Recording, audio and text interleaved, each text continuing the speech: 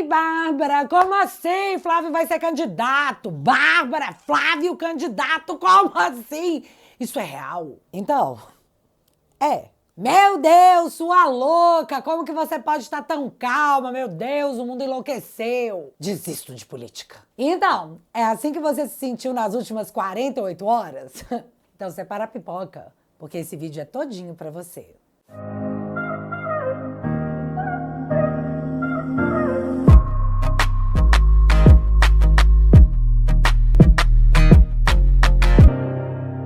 Pequeno padawan que está na beira do Vale das Sombras da Esperança na política.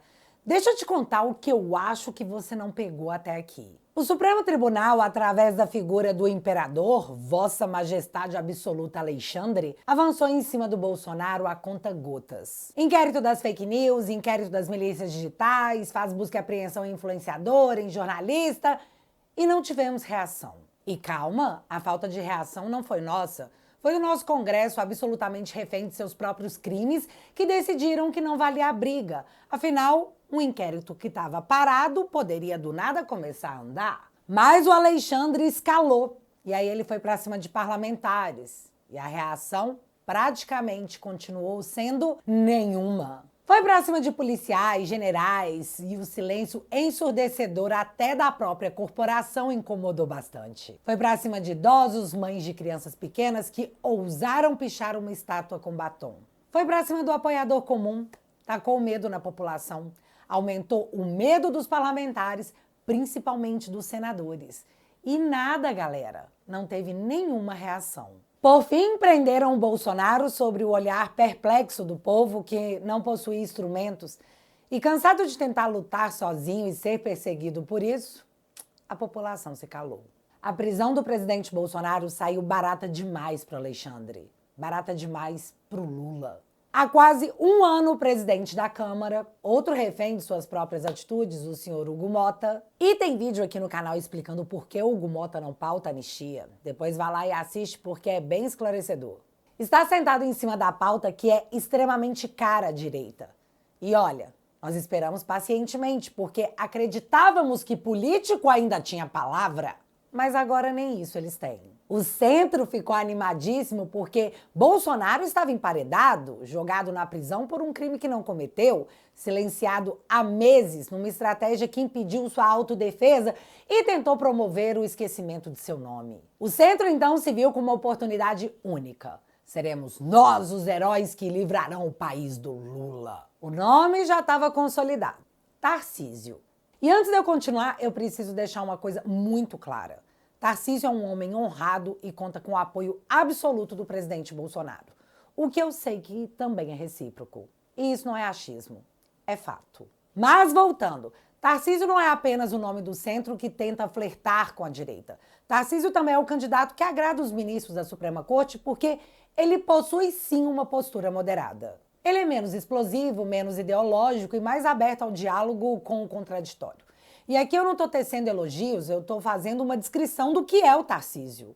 E nisso as continhas estavam sendo feitas, né? Tarcísio é um cara que agrada o Bolsonaro e agrada a galera do centro. Em 2022, o Bolsonaro perdeu por 2 milhões de votos. Aliás, em 2022 tivemos 5,4 milhões de votos brancos e nulos. Foram 5,4 milhões de pessoas que foram votar e disseram não quero nenhum dos dois, obrigado. E quem não votou acabou dando seu direito para outra pessoa, então o Lula foi eleito. Mas pensando friamente aqui, o bolsonarismo manobra 37% dos votos e o petismo 39%. Caímos naquela máxima que, obviamente, quem decide quem será o vitorioso da corrida eleitoral é o centro. Certo? Todos de acordo? Para se eleger em 2022, o Lula chamou o Alckmin, o cara que ele já acusou de ter um pezinho no nazismo. Chamou o centro e construiu o que nos foi apresentado como uma frente ampla. Quem aí não lembra da cartinha pela democracia, hein? Mas após as eleições, o centro se sentiu enganado e o mais juninho dos que acreditaram foi o mercado. Em 2022, Bolsonaro entregou uma queda na dívida pública que chegou a 73,5%. Lula entregará em 2026 uma dívida pública de 82%, além de uns juros de 15%. E quem lembra aí do Armínio Fraga, que fez o L pela democracia? Mas eu votei e não me arrependo, mas agora eu tô com medo. Eu tô com medo. Eu tô com medo. Eu tô com medo. Eu tô com medo. Chegamos em maio de 2025 com Lula nomeando Boulos e decretando assim o fim da Frente Ampla. Lula derrubou o teto de gastos e instituiu o arcabouço fiscal, que não só se mostrou insustentável, como levou Simone Tebet a dizer que em 2027, seja lá quem for o presidente, vai ter muita dificuldade para governar porque acabou o dinheiro. Aumento de quase 10% de dívida pública em 4 anos. Galera, aumento de quase 10% de dívida pública em 4 anos. O projeto PT implodiu o país.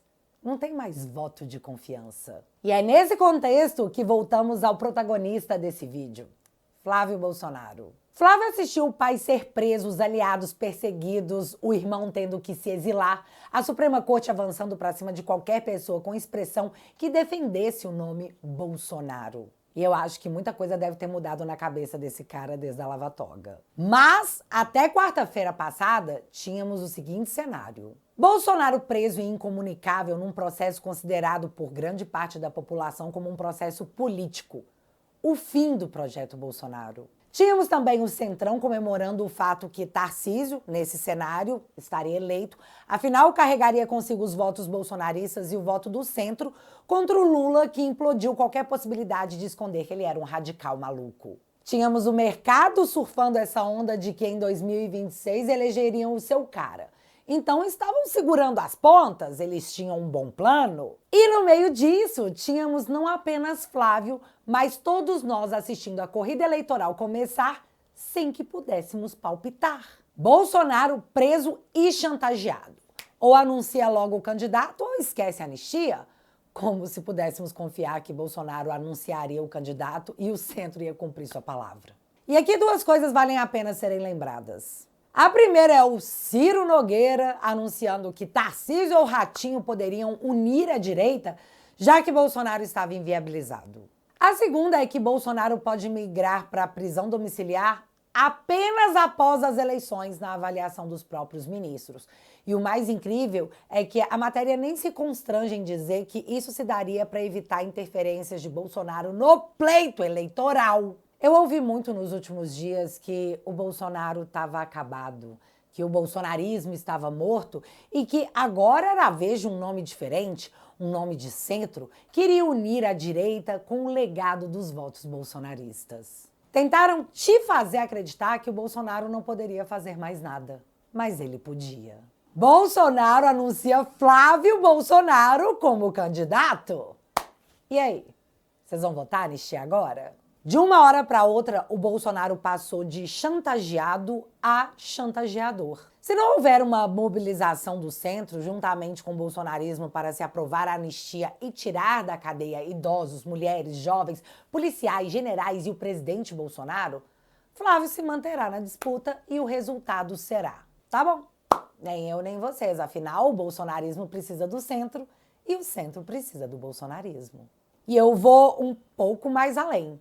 O segundo turno vai ser entre Lula e Flávio Bolsonaro. O centro vai conseguir nada. Não vai conseguir nada. Se bem que, minto, o centro vai ter que se coligar com alguém. E dessa vez eu acho que a bola não tá com Lula. Tomada a decisão ontem, hoje começam as negociações. O primeiro gesto que eu peço a todas as lideranças políticas que se dizem anti-Lula é aprovar a anistia ainda esse ano. Espero não estar sendo radical por querer anistia para inocentes. Temos só 2 semanas. Vamos unir a direita. O que o Flávio fez aqui foi abrir as negociações para a frente ampla que será construída em 2026. Mas dessa vez contra o Lula. Sozinho não sabemos se o Flávio consegue. Sozinho o Centrão definitivamente não consegue. Então, vamos negociar? E eu preciso demonstrar o que está para acontecer antes que você comece a pensar que eu tô otimista demais. Ibovespa cai 4% com o mercado precificando vitória de Lula em 2026 após candidatura de Flávio Bolsonaro. Foi como se o mercado financeiro dissesse: meu Deus, Lula vai levar 2026. Estamos Além do tombo na bolsa, o dólar explodiu, assim como os juros futuros. O mercado não precificou a candidatura do Flávio. Precificou como desastre uma reeleição do próprio Lula. Você sabe quem também não quer o Lula? A galera que preza por segurança pública. Afinal, na hora de escolher entre a polícia e o vagabundo, o Lula escolheu isso aqui. Os usuários são responsáveis pelos traficantes que são, vítimas dos usuários também. Investigação, porque a decisão do juiz era uma ordem de prisão, não tinha uma ordem de matança, e houve a matança. Do ponto de vista da quantidade de mortes, as pessoas podem considerar um sucesso, mas do ponto de vista da ação do Estado, eu acho que ela foi desastrosa. Além, claro, dos diversos escândalos de corrupção rodeando a família do Lula. E quem ainda não assistiu o vídeo da mega operação da Polícia Federal envolvendo a nora do Lula, depois vai lá assistir. As obras superfaturadas da Flop 30, que acabou com a ONU dizendo que foi um evento pra nada, que não serviu de nada, também estão no radar. E dentre tantos outros mini escândalos, o que promete virar uma hecatombe responde por Lulinha, filho do Lula. O roubo de aposentados do INSS foi uma das coisas mais abjetas que a democracia brasileira permitiu que acontecesse. Mas fica pior quando ela chega na família do Lula e os deputados e senadores da CPMI blindam a investigação na cara de todo mundo. Explico. O empresário e sócio do careca do INSS já possui junto à Polícia Federal mais de 70 horas de depoimentos. E ele entregou todo mundo. E nesse depoimento, ele contou que o careca do INSS repassava para o Lulinha uma mesada de R$300 mil via uma empresa de cannabis lá em Portugal. A título de curiosidade, quando esse esquema do INSS ameaçou explodir, o Lulinha picou a mula do Brasil. Mas esse não é o ponto. O ponto é que os deputados e senadores do Lula, lá na comissão, dizem que não podem convocar o Lulinha porque não tem indícios de que o Lulinha e o careca do INSS estariam juntos. E foi aí que aconteceu isso aqui! Presta muita atenção nesse absurdo que foi transmitido na TV, mas que você provavelmente não viu. Veja o que denunciou o relator da CPMI na cara de todo mundo. E quem é Daniela Fonteles? Publicitária que foi do PT. Daniela Fonteles recebeu milhões de reais do esquema do INSS. Aquele requerimento anterior da passagem. Olha, eu não sei porque fizeram tantos dias. Eu não falei nada até agora, mas Polícia Federal, pegue o voo que impediram aqui a lista de passageiros do dia 8 de novembro de 2024 para Portugal, JJ, e tem aí. E os senhores irão encontrar uma quadrilha dentro do avião. E aqui sem nenhuma invenção. No dia 8, quem estava ao lado de careca do INSS no avião era o filho do presidente da República. E se isso for mentira, eu renuncio à relatoria. Então, eu acho que deveria ser justa a aprovação.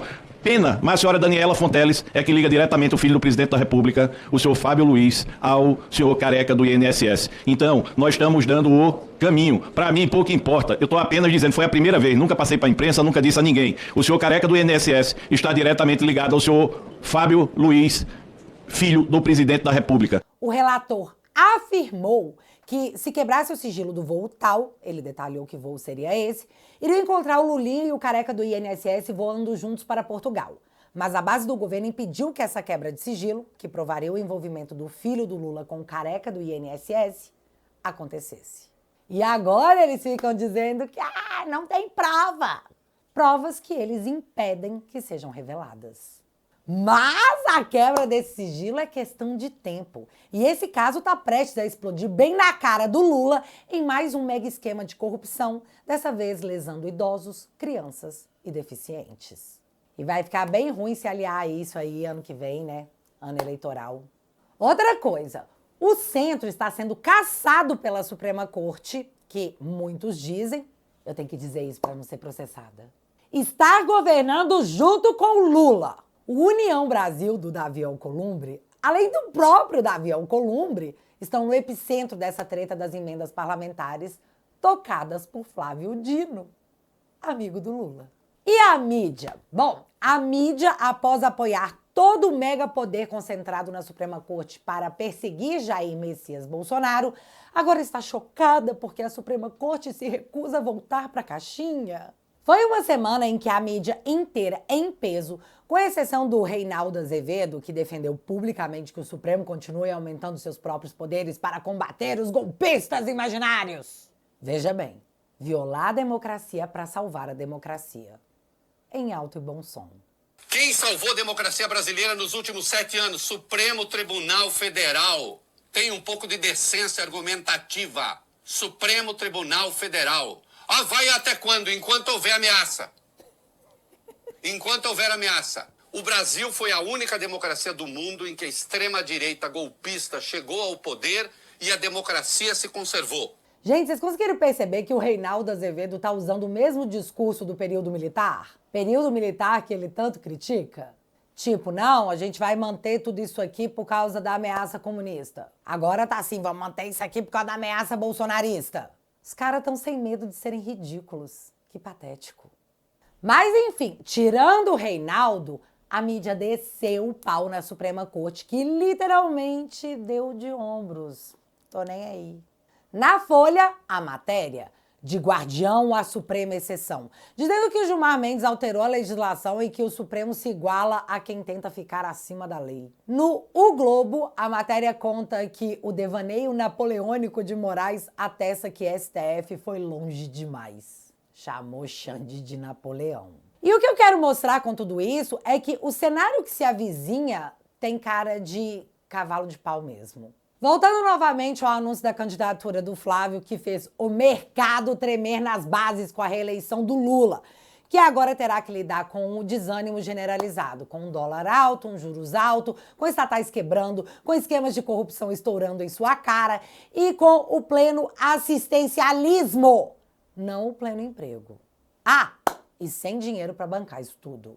Bolsonaro, que juravam estar morto de dentro da cadeia onde permanece refém, foi de chantageado a negociador e o braço terá que ser dado a torcer. Candidatura de Flávio Bolsonaro alcança 117 milhões nas redes e relatório de consultoria aponta 38% de menções positivas contra 28% de menções negativas. Em dia de sorteio da Copa, todo mundo estava falando do Flávio, filho de Bolsonaro, que tinha acabado. Na Folha, Flávio Bolsonaro é o vencedor da semana. Alcolumbre, que tomou um ó do Supremo, o perdedor. No UOL, Bolsonaro sequestra sonho do Centrão. E a anistia é o preço do resgate. Ah, e teve também o Valdemar dizendo para ninguém duvidar da capacidade de Bolsonaro de transferir votos. E eu falo, não duvida mesmo não. Mas há quem diga que, nossa, não dá para eleger o Flávio, ele é muito rejeitado. Tá bom, mas o que você me diz dessa pesquisa Datafolha, de sábado, que mostra que Lula é mais rejeitado do que Flávio, tendo 44% de rejeição versus 38% do Flávio? E também vale lembrar aqui que, em 2018, as pesquisas diziam que, mesmo após a facada, o Bolsonaro seguia com o maior índice de rejeição entre os candidatos. Ah, Bárbara, ninguém vai votar no Flávio. Eu já ouvi isso uma vez. Sobre o Jair. Entendam uma coisa, tem opositor do Maduro morrendo na cadeia. E o Bolsonaro decretou que não vai ficar sentado esperando isso acontecer com ele, porque eu realmente acredito que acabaria sendo assim também no Brasil. Anunciar Flávio como candidato foi o maior ato de rebeldia contra esse sistema que já havia decretado que haviam derrotado o bolsonarismo. Bolsonaro pegou o tabuleiro e arremessou para cima, e, na sequência, nomeou seu filho como seu interlocutor. E a primeira coisa que esse filho fez foi chamar todo mundo para conversar. Eis aí uma nova frente ampla que se anuncia para 2026. Anotem. Bicho, essa foi nossa maior vigarice? Há quem diga que isso é um balão de ensaio. Também tem quem diga que isso é para forçar a anistia, já que o Centrão, que se sentiu o dono do poder, foi encurralado. Por quê? Vamos combinar. Por essa ninguém esperava. Mas também há quem me garanta que isso é para valer. Óbvio que nós vamos chamar o Flávio no cantinho do pensamento. Eu tenho certeza absoluta que todo mundo tem muitas perguntas. Todos querem muitas explicações que devem ser dadas. E trabalhar essa comunicação deve ser o início de tudo. Eu também tenho certeza que depois de tudo que aconteceu, o Flávio não é o mesmo de 2019. Na verdade, nenhum de nós é. Eu também sei que o sistema vai vir queimando em cima dessa candidatura. Mas imagina a Suprema Corte tornando o Flávio inelegível. Não vai dar para fazer isso e tentar vender que é para salvar a democracia no que se tornará uma perseguição jamais antes vista nesse país, elevada a uma potência. E eu, sinceramente, espero que o Flávio não desista desse plano, que nós ainda não sabemos exatamente qual é. A direita, ao longo desses anos, passou por muita coisa. Muita. E chegou a hora de mostrar que amadurecemos, de entendermos o nosso tamanho. Afinal, chegamos até aqui. E depois de todo esse escândalo, provavelmente não vamos morrer na praia. Bolsonaro, nesse ato, mostrou que vamos negociar sim, claro. Mas não são mais vocês os donos desse negócio. Os votos bolsonaristas não serão gratuitos para quem quer que seja. E a comemoração tímida do Lula e de todo o seu entorno mostra que essa festa foi surpresa. E talvez eles não estejam tão felizes quanto a mídia quer que você acredite. Mas então, Bárbara, sendo tudo isso real, você vai apoiar o Flávio? Muito. Ah, mas assim você vai eleger o Lula. Eu? Por quê? Tem alguém colocando alguma arma na cabeça de alguém na hora de votar? Tem alguém impedindo o centro de lançar o seu próprio candidato para quem não gostou ir lá e votar? Então, para você que está em pânico com medo do Lula ser reeleito, eu tenho uma dica de milhões. É só não votar nele, viu? É mais simples do que parecia. Mas isso aqui foram só as primeiras impressões, porque eu tenho certeza que vamos falar muito sobre toda essa história que se iniciou sexta-feira. E só para quem acha que acabou, Jéssica. Terça-feira será a sustentação oral do julgamento do Felipe Martins, o que eu recomendo veementemente que todos assistam, porque vai ser épico. E é claro que nós estaremos aqui para falar sobre isso logo na sequência. E dito tudo isso, é com muita alegria que eu anuncio que os jogos comecem. E aproveitando que você ficou até o final do vídeo, deixa eu te convidar para financiar o meu trabalho e em troca entrar para a melhor família da internet. Assinando o teatualizei.app você ganha acesso a uma espécie de rede social, onde além de conteúdos exclusivos, você pode subir vídeos, textos, matérias e reflexões com uma galera que tá na mesma vibe que a gente. Puta da cara. Mas agora talvez mais esperançosa. Até porque, que fique claro, se a gente desistir, eles ganham por WO. A assinatura custa 10 esbanjas por mês e faz toda a diferença por aqui. Pode acreditar. Porque advogado que atua contra a democracia suprema não é barato. E ser uma voz dissidente de regime é bem complicado. Portanto, se você quiser e puder, eu vou deixar o link fixado aqui no primeiro comentário e desde já, muito obrigada. Mas agora eu quero saber de vocês. Essa candidatura do Flávio é pra valer ou é pra arrancar a anistia à força? E se for pra valer, você vai apoiar? Me conta aqui nos comentários que eu quero saber. E se você ainda não é inscrito aqui no meu canal, meu amigo, se inscreve e deixa seu like. Porque você já sabe, acontecendo alguma coisa de relevante ou irrelevante, a gente volta. Beijos, galera! Fui!